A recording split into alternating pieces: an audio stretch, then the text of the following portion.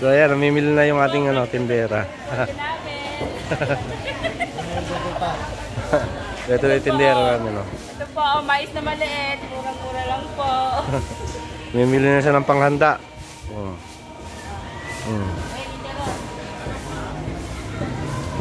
So ito na yung mga pinamili ni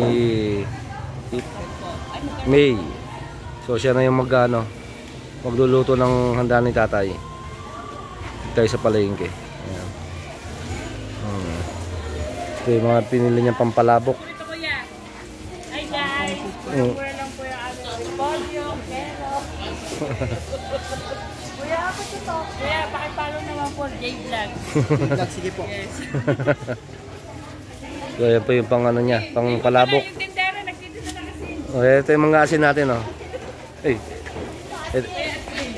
So ito po yung mag-asin natin. Ayan. Galing ng Pangasinan po yan mga asin.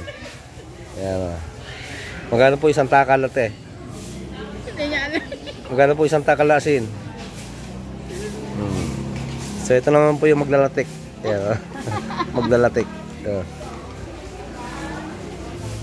Kung naman po ito. Pinaglaroan muna. Kaya bumili kami ng pampalabok tsaka spaghetti. Dito si May ang taga-bili sa palengke ngayon guys. Ayan. Palengke Talavera. Ayan o.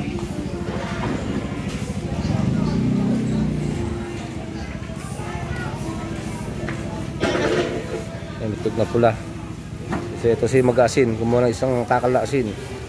Ayan. Isang asin ba?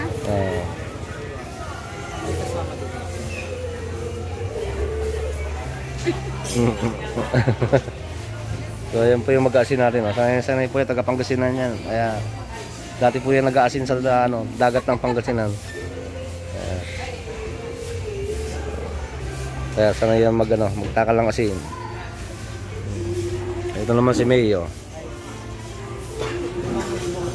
Hi guys, mura po yung kalamansi namin dito. Meron po kami, ano ba ito kuya? Gabi. Gabi, petchay, fresh na fresh. Pero naglalanta.